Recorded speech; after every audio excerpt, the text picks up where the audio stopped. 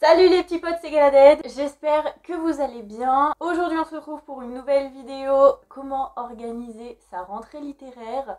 Mais avant de commencer, j'ai 2-3 petites choses à vous dire, notamment par rapport au set. Encore une fois, je vais bientôt avoir ma big bibliothèque, genre c'est incroyable. C'était mon rêve parce qu'avant j'avais pas de bibliothèque.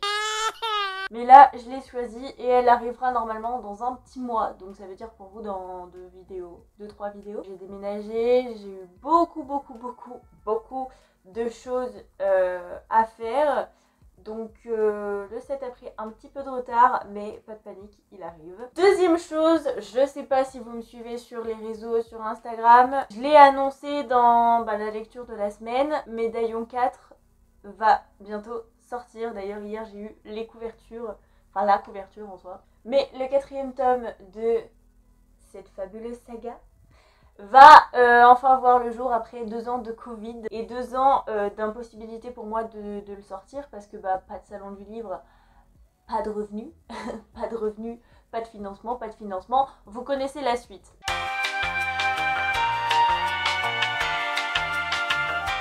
Je sais pas si c'est votre cas, mais pour moi la rentrée c'est un parcours du combattant à chaque fois. En fait j'écris beaucoup pendant les vacances, mais à l'année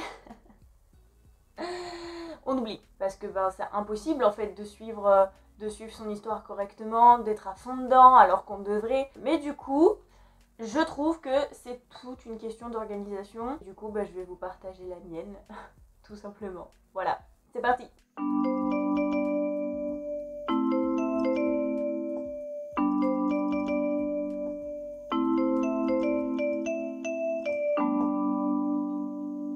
Pour commencer, parlons un peu de cette frustration d'artiste que l'on connaît tous quand on est occupé avec les tâches du quotidien, avec par exemple les cours, avec le travail, avec le sport, avec les courses, avec tout sauf notre passion. Le manque se fait vite ressentir et on se retrouve à être des gros toxicos en manque parce qu'on n'a pas le temps. Ou alors, tu as ton dimanche pour toi tout seul, tu n'as rien à faire de la journée, mais t'es tellement exténué par toute la semaine qui vient de se passer que t'as la flemme et que du coup tu ne fais absolument rien. Et en plus de ça, du coup, ce temps de perdu entre guillemets ou de gâché, tu vas le regretter et tu vas t'en vouloir pendant tout le reste de la semaine en te disant j'aurais pu me bouger le cul. Donc, dans cette fabuleuse vidéo, je vais vous donner 2-3 petits conseils pour éviter la procrastination parce que je vous cache pas que moi aussi c'est ma grande ennemie.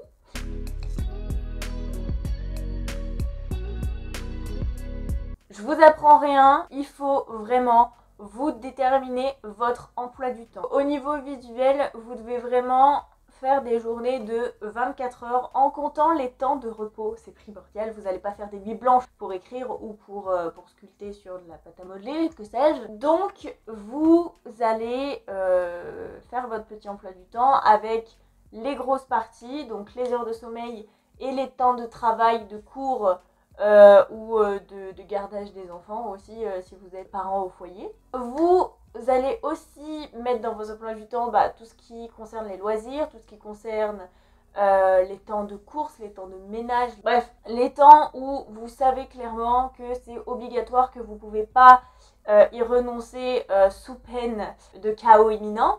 Il y a aussi tout ce qui est temps de repas, à pas oublier quand même, parce que sinon on meurt. Et donc, vous allez remarquer qu'il vous reste pas mal de temps libre. Il y a plein de petits trous.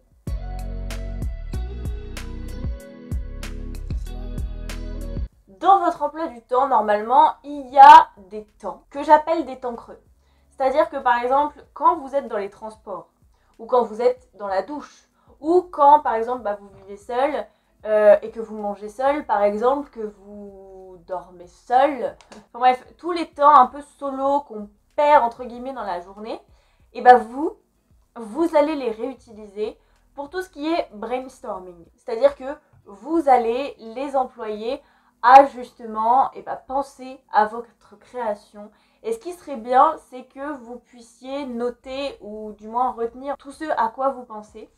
Donc par exemple, si vous avez la fonction de dictaphone sur votre téléphone, vous pouvez vous enregistrer en train de penser, en train d'imaginer des formes ou si vous avez des idées par exemple pour votre roman ou de dessin ou essayez de visualiser en tout cas votre projet s'il est matériel ou si c'est de la composition écrite, vous pouvez carrément dicter des passages. Vraiment, il faut essayer d'employer ces temps et les consacrer à votre projet au maximum. Ensuite, dans votre emploi du temps, si normalement vous n'êtes pas une bête de somme, il vous reste une demi-heure par-ci, une demi-heure par-là, peut-être même une heure.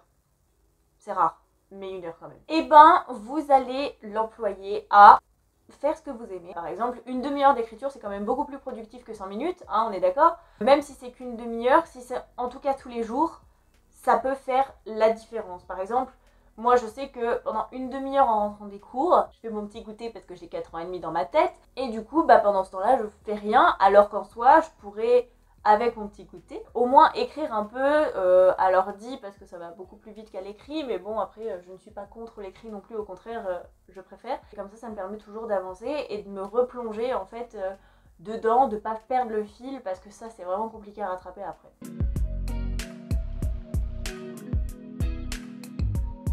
Ce serait quand même primordial de vous adonner au moins 2 autres heures complètes à votre passion dans la semaine. Par exemple, les dimanches, c'est quand même plus simple de s'octroyer du temps. Ou alors votre jour de repos, par exemple, dans la semaine si vous travaillez, ou pareil si vous êtes étudiant, vos jours où vous ne travaillez pas. Bref, il faut vraiment essayer de vous dégager 2 heures. 2 heures de création où vraiment vous êtes dans votre truc, il n'y a rien qui vous dérange, vous êtes dans votre bulle et vous pouvez créer tranquille. Donc ça je conseille quand même le dimanche parce que c'est plus simple, mais après adapter en fonction de vos disponibilités à vous, mais c'est quand même très important si on veut garder le cap quoi.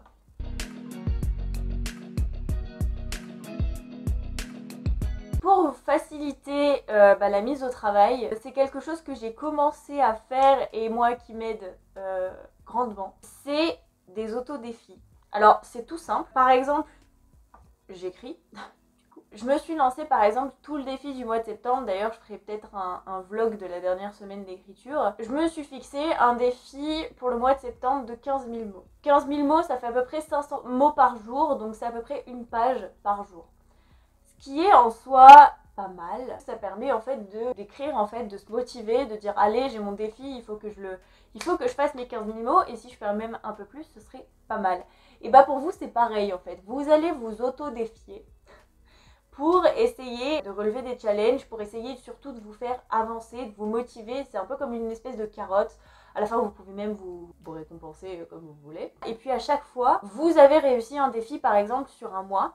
Un mois, c'est quand même une donnée assez bien parce que ça vous laisse quand même le temps d'organiser votre projet. D'ailleurs, vous pouvez, je pense que le prochain défi écriture, je vais augmenter un peu la donne, sans trop non plus, faut pas déconner. Mais en tout cas 15 000 mots pour une reprise d'écriture alors que j'avais pas écrit comme ça depuis des années, je trouve ça pas mal, conséquent. Ça demande un peu de temps, beaucoup d'organisation. On se rend compte qu'on est très productif parce que on quitte jamais vraiment notre monde et notre univers quoi. Et c'est ça en fait le but de la manœuvre.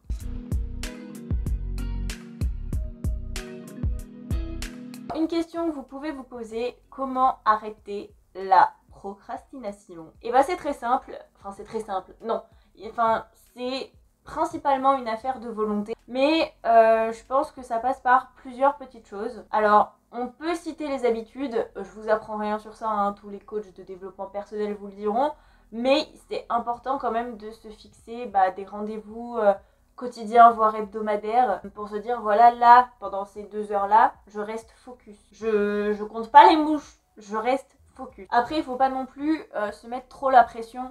Moi je sais que j'ai tendance à beaucoup me mettre la pression, c'est pas non plus une bonne idée parce que ça va vous dégoûter.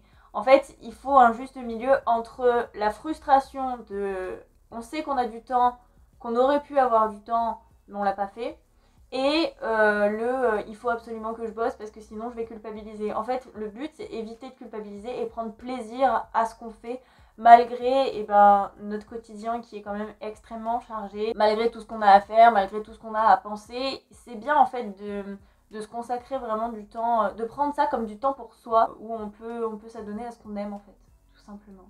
Pour éviter aussi tous les pièges du quotidien qui encouragent à la procrastination, comme par exemple les réseaux, je vous apprends rien, la télé, tout ce qui est écran en fait. Pour éviter tout ça, moi j'utilise la méthode de la carotte. C'est-à-dire que je vais aller sur les réseaux, mais je vais pas y aller dans un but vain de scroller comme ça. Non, je vais y aller pour me documenter par exemple sur ce qui m'intéresse, donc sur ma passion, sur l'écriture, sur la lecture aussi. Le but, c'est de toujours être en lien à travers tout ce qu'on peut en fait avec notre passion.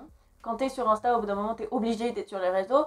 Mais en tout cas, voilà, ce temps de procrastination, on va dire, électronique, et ben tu vas l'employer à le rendre productif.